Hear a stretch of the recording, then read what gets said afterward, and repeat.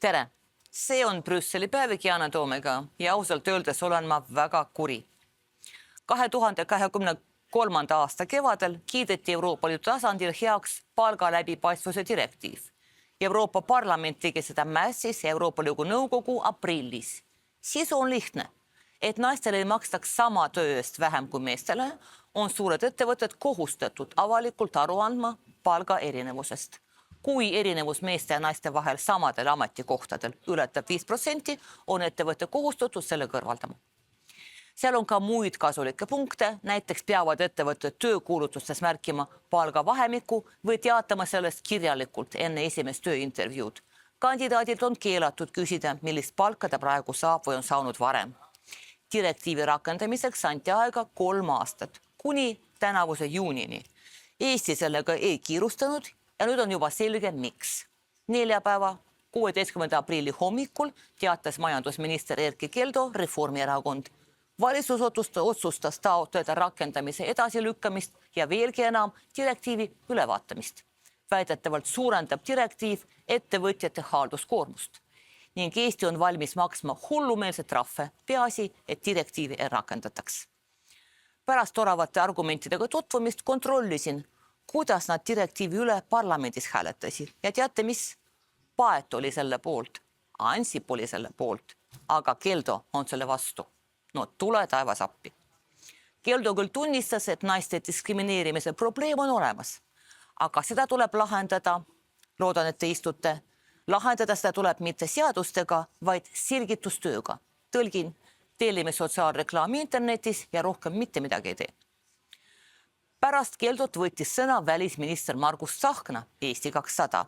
Noh, siis hakkas pihta. Mitte kõik, mis Brüsselist tuleb, meile sobib. Tegemist on ideoloogilise ja ülereguleeriva käskude keeldude direktiiviga.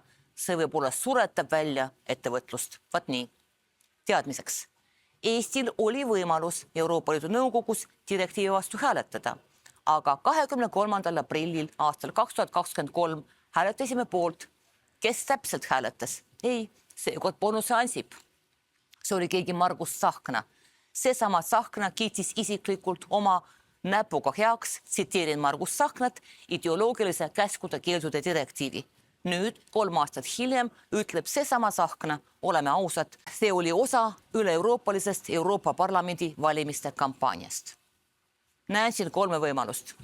Kas meie ministril on skleroos või on tal isiksuse lõhenemine või on meie ees põhimõttetu ja südametunnistuseta poliitik, kes valimiskampaania käigus täiesti teadlikult valijad petab. Ühel hetkel hääletab ta palga läbipaistvuse direktiivi poolt, teisel kinnitab vankumatult, et direktiiv kahjustab Eesti huve. Mitte, et selline valetamine oleks midagi uut. Võtkem kas või lubadusmaksude kohta, mida Kaja Kallas palus oma huultelt lugeda. Aga siin tekib küsimus. Äkki rünnak direktiivi vastu on ka osa valimiskampaaniast. Ah jaa, meil on ju aasta pärast valimised. Milline kokkusattumus? Pole saladus, et enne valimisi vajavad erakonnad hädasti sponsoreid. Eriti, kui tegemist on erakondadega, mille reiting on 0 lähedane, nagu Eesti 200, mille auväärseks liikmeks on Margus Tsahkna. Parim sponsor teatavasti aga on äri ning üllatus. Tööandjate keskliit toetas ideed direktiivi rakendamise peatamiseks. Signaal on saadetud ja signaal on ka vastu võetud. Direktiivi vastaste argumendid ei pea vett. Ükski riik Euroopas, välja arvatud Eesti, ei leia, et nõutavad arvutused on majanduslikult teostamatud. Tsahkna ütleb, et direktiivi lükkab tagasi ka Rootsi, kuid rootslastel on selleks teised põhjused. Nende tööturu aluseks on kollektiivlepingud, mis lahendavad ebavõrdsuse probleemi. Igal juhul teenivad naised Rootsis meestest umbes 11% vähem. Graafikul on Rootsi nimekirja keskel. Eesti aga on häbiväärselt nimekirja juhib. Oleme Euroopa halvimad. Meeste ja naiste palga erinevus on meil peaaegu 19%. Tavaliselt on see erinevus noorte seas väiksem, kuid mitte Eestis. Siin on see noorte seas lausa suurem. Olukord on kohutav ning peaksime direktiivi esimesena rakendama. Selle asemel tantsib võim suurettevõtjate pilli järgi. Tsahkna vaikib sellest, et nõue avalikustada soolise palgalõhe andmed puudutab ainult ettevõtted, kus on 100 või enam töötajad. Neid ettevõtted on kokku 900, vähem kui 1% tööandjatest ning umbes 200 nendest on valitsus ja riigiasutused.